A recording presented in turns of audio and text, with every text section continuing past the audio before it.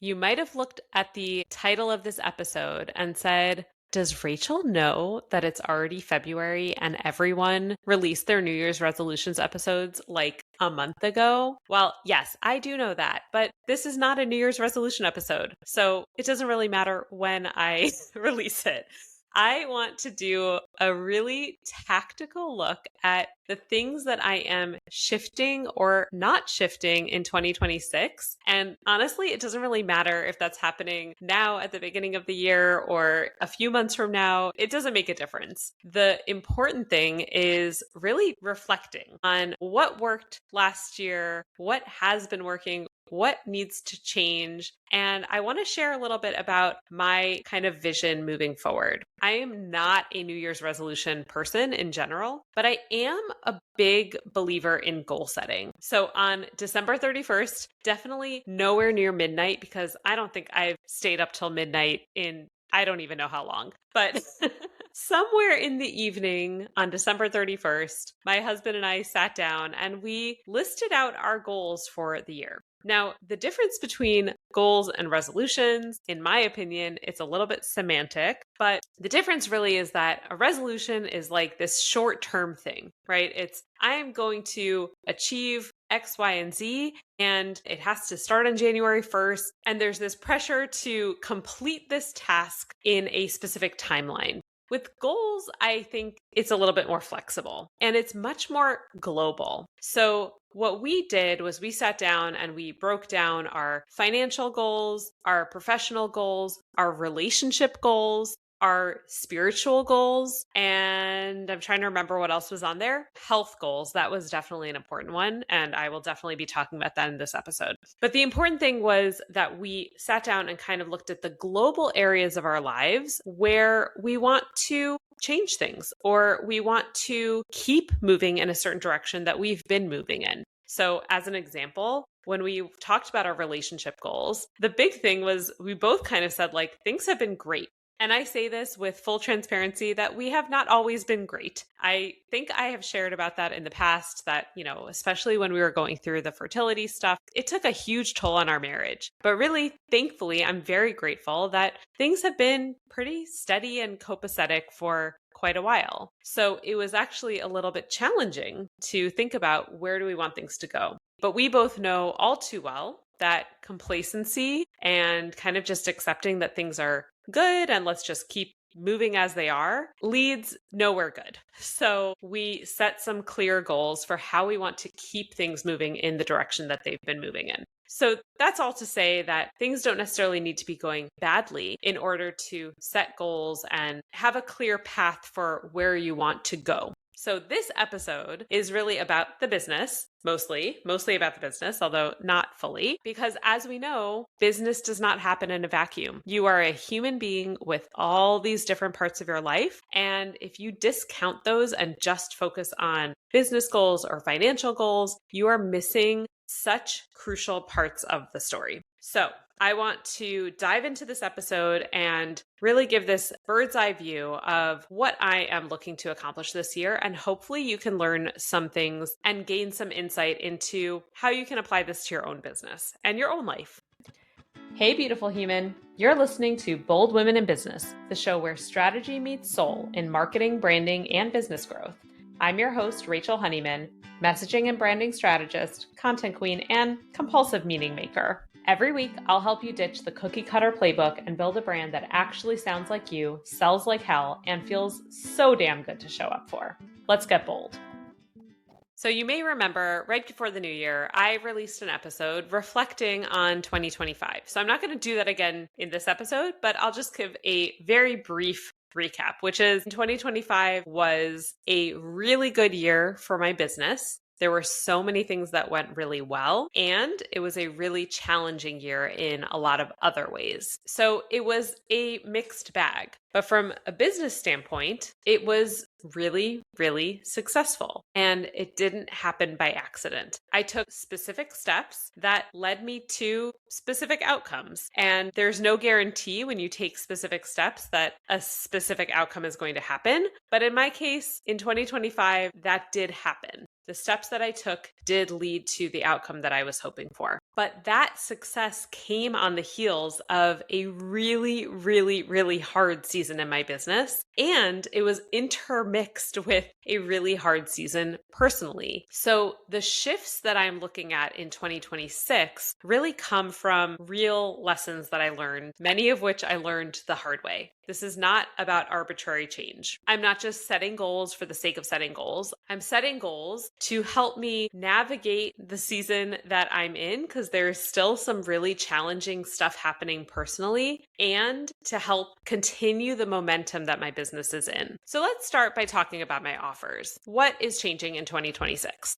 I made some big changes in 2025 to my offers. The biggest one that had the biggest impact was adding the Bold Day of Content offering. That's my 1-day content marketing sprint. It was highly successful. It was something that people really needed. They needed to be confident that they could achieve their content marketing goals in a really short container without having to commit to these long retainer agreements and projects dragging out and not really knowing when things are going to happen. The beauty of the container of the Bold Day of Content is that I always say it's kind of like a hug for the clients and for me, where I know what to expect, they know what to expect, and it's all really, really clear because it's all happening within the context of a single day. So that was the biggest offering change that I made in 2025. The biggest offering change that I'm making in 26, shocker, surprise, surprise, you've heard me talk about this nonstop, is my Bold Content Collective offering. This first cohort has begun. It's going great. And we will be running at least one more cohort this year. I might run 2 cohorts this year. I haven't really mapped it out yet, but I plan to run more cohorts of this. This is now going to be a standing part of my offering suite.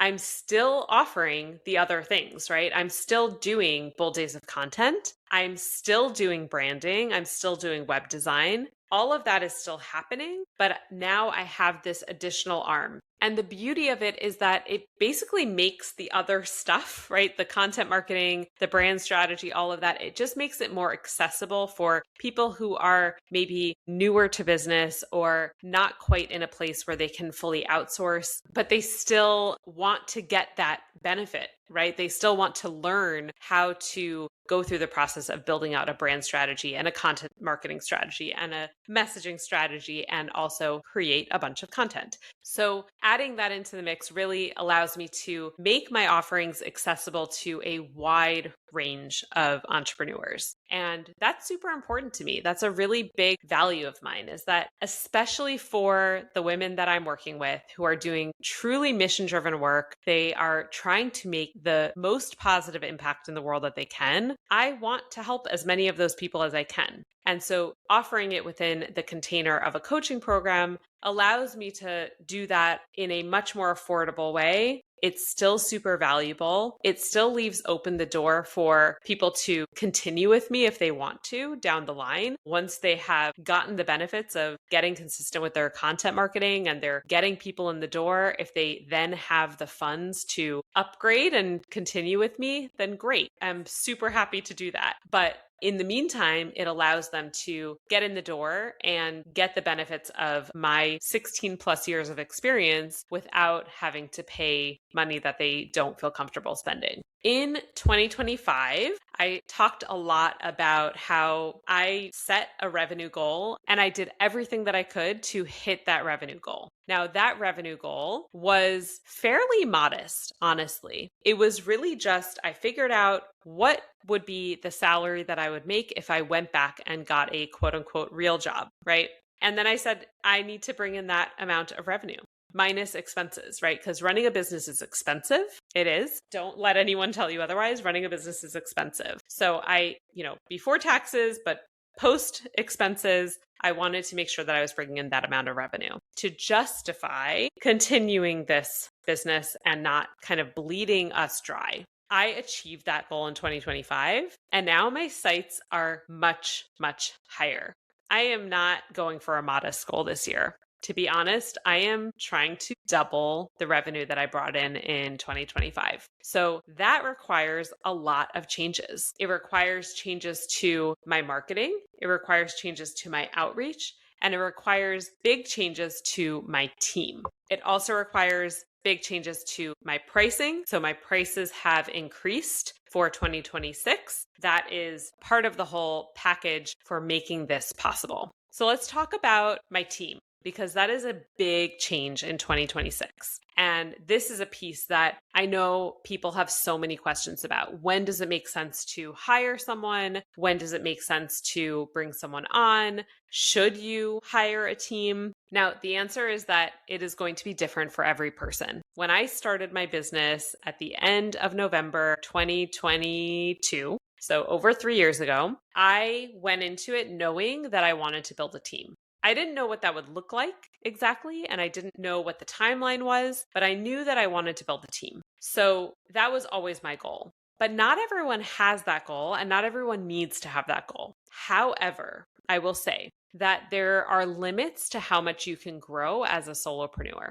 There just are, because you're one person and you can only manage so much. But having a team doesn't have to mean bringing people on full time. It doesn't have to mean having a large team. It could just mean having a VA who helps you with certain tasks. It could mean having someone who helps you with specific things like a bookkeeper or a marketing assistant or a podcast coach, whatever it is. But at a certain point, you're going to need to bring more people into your orbit to handle some parts of your business, to outsource some parts of your business in order to do your best work and grow as a company. Again, growing does not mean growing your team necessarily. It could mean that you want to just grow your revenue to a certain level, or you want to be able to take off more time during the year or during the week. You want to only work 20 hours a week. Well, if you want to only work 20 hours a week, but you want to bring in a certain amount of revenue, you might need to hire people to take things off of your plate to make that possible.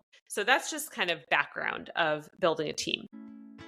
Quick pause. Can we talk about content for a second? If you're staring at a blank screen more often than you're hitting post, it might be because you're trying to create content that doesn't fit your actual strengths. It's kind of like wearing someone else's jeans. They may look super good on your friend, but you put them on and they are not comfortable and they just aren't doing your butt any favors. That's why I created the Content Marketing Power Type Quiz. It's free and it helps you figure out the kind of content you were made to create. The kind of content that feels natural, sustainable, and actually connects with your people in a way that lights you up.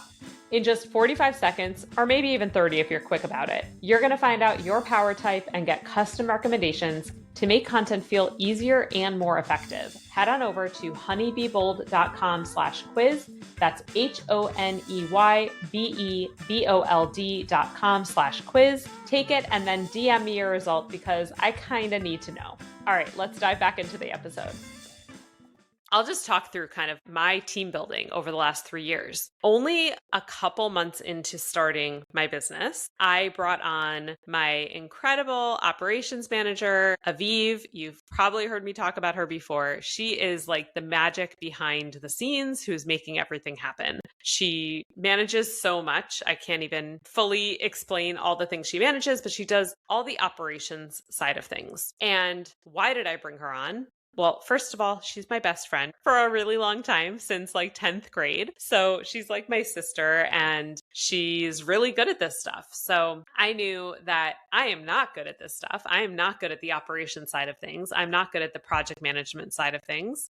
That is not my strong suit. That's not my zone of genius. I brought her on in a super, super part-time role initially. Initially, she was really doing my bookkeeping, a couple other things, but very, very, very part-time. And her role grew over time to the point where now she's doing a lot more. And in 2026, I increased her capacity much more and brought her on in a more significant way. And that's a big deal. It was a really scary decision to make. I actually had a whole meeting with my business coach to crunch the numbers and figure out, like, can I actually do this? And we figured out that yes, I can. And if I don't do this, the cost is that I will not be able to grow my business as much. because my time is limited. So I need to be able to delegate more things to her to make that possible. The other big change in 2026 is that my next hire for my team was Sandy Weberman, who you also have heard. She's come on the podcast. She's my designer and she's incredible. With her, we have a project arrangement where I bring her in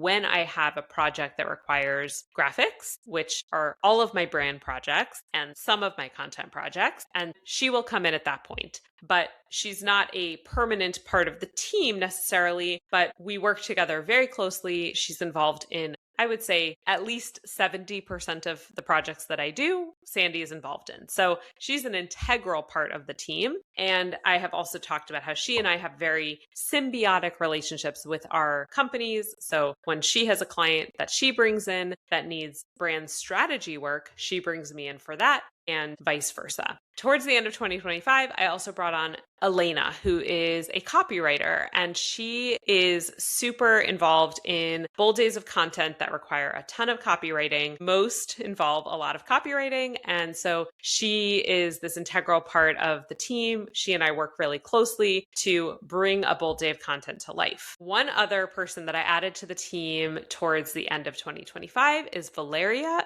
who came on as an intern initially. And all she was doing for me initially was editing the podcast. So she's editing this podcast that you're listening to right now. And I decided to bring her on part-time, but in a more official capacity starting in 2026. So that was another big change and another big thing that I had to think about with my business coach between bringing Aviv on in a more significant capacity and bringing Valeria on in a more significant capacity. Is this something that I could afford? And the answer again was yes. So that's a big change. I also have someone coming on to the team very soon who will be handling the social media side of things when I have a client who needs heavy social media management. So the team is rounding out, and I'm really excited about that. But I'm also super scared. Like, it's really scary to bring people on and delegate. I talked a couple of weeks ago about how I am a bit of a control freak. So it's hard for me to delegate, but I am really working on it. And part of why I'm working on it so intensely is because I know that my zone of genius is the content marketing side of things, the outreach side of things, kind of the like lead gen, all of that, really nurturing my audience. That is where I shine, and that's where I want to spend more of my time. So that's another big thing that I'm working on in 2026. This past year, I really got so serious about my content marketing. I was super consistently visible, which I'm super proud of, and it worked very well, as you have heard me talk about. I'm not necessarily planning on upping that. I think I'm doing a really good job with that. I want to just maintain that consistency, but I want to do a lot more intentional outreach and connection with my audience. So rather than just posting, I want to be really talking to people in the DMs a lot more, talking to people on my list, and really getting to know my audience on a much more deep and intimate level. And that requires delegation. It just requires so much more to be taken off my plate so that I can focus on that. A big thing for 2026 is this is the year that I am focusing on getting myself back to feeling physically at my best. So I think I may have not talked about this on the 2025 recap episode, but one of the hardest parts of 2025 for me was it was a really, really tough year physically. I have long-standing issues with chronic pain, chronic fatigue. I get these spells of getting really foggy and just something going on. And I'm not totally sure what's going on. And I've tried to track it down in the past and I've never really gotten anywhere. But this past year, all of that kind of came to a head. I was in a major flare-up of all of my physical issues all at once. And what wound up happening is that I didn't do jujitsu almost the entire year, which, if you don't know, I have been practicing jujitsu for over 10 years, and it is a major, super important part of my life. And I basically couldn't do it the whole year. I could barely do any strength training all year. I could barely hike. Like there were so many limitations physically that I really, really struggled with. And I am very much still in that. But I am committing myself this year to getting myself back to the things that I love. Maybe not to the same extent. Part of why 2025 was so hard is that 2024 was the year that I was like at my physical peak. I still had chronic pain. I still had all these issues, but I just was feeling good enough, or I could push through enough that I was training jujitsu 8 to 10 hours a week. I was competing for the first time ever. I was just really feeling my best physically. I had worked up to 8 pull-ups. I was like stronger than ever. And then I just kind of crashed in 25. I got an elbow injury in the lead up to my last tournament at the end of 2024. And it just kind of threw everything off. And the whole year was kind of a wash physically. So this year, I'm really, really focusing on getting myself back to feeling good. But that is a big thing that I'm focusing on this year. And in order to do that, I need to protect my boundaries, my schedule, my energy. And that requires significant delegation. It requires significant letting go, much more than I'm honestly comfortable, right? Like I'm uncomfortable delegating, I'm uncomfortable letting go, I'm uncomfortable having that space, but I need it. I need that space. So I am really committing myself to allowing myself that space. And that requires leaning on my team in a big way. The other thing that I'm focusing on this year is a redirection into my creative pursuits. So in 2025, one big thing is that I put my everything into my business. Truly. I pulled out all the stops and I was so committed to making my business a success. And it worked. It was great. And I'm so proud of that. But one major thing took a back seat, and that was my personal creative pursuits. Now, my business is in and of itself a creative pursuit. It fuels me creatively, like there's no question. But I am a writer, I draw. At my core, I'm a creative person, and I really neglected those parts of myself this past year. So in 2026, I am more committed than ever to getting back to my creative pursuits. And I have a book that I need to write. Like, it's not even that I want to write it. I have books that I want to write, and then I have a book that I need to write. And this year, I highly doubt I will write the whole book in 1 year. That would be very impressive, but I need to get it started. It has been living in my brain for about 3 years, and I need to let it come out. So that is a big thing that I am working on this year, is starting to let that book out into the world, out onto paper. And a big thing that I need to let go of this year is perfectionism. I struggle with that mightily. Control, again, a big challenge of mine, and overachieving. Even though, yes, I am setting big goals financially, and I hope I achieve those. I hope I get those. And I hope that I'm successful at reaching those goals. But still, I need to remind myself constantly that it's okay if I don't get there. It's okay if I don't hit that goalpost. It's okay if I achieve, but maybe not to the nth degree. There's also the way that I'm dealing with that is that I have set myself,